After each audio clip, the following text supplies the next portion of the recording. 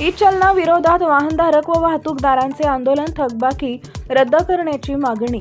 परभणी इथं वाहनांवर आकारण्यात येणाऱ्या ई चलना विरोधात गुरुवारी वाहनधारक आणि वाहतूकदार संघटनांनी आंदोलन केले. आंदोलनकर्त्यांनी जिल्हा प्रशासन, पोलीस प्रशासन तसेच उपप्रादेशिक परिवहन कार्यालयाला निवेदन देत ई चलनाची थकबाकी रद्द करण्याची मागणी केली.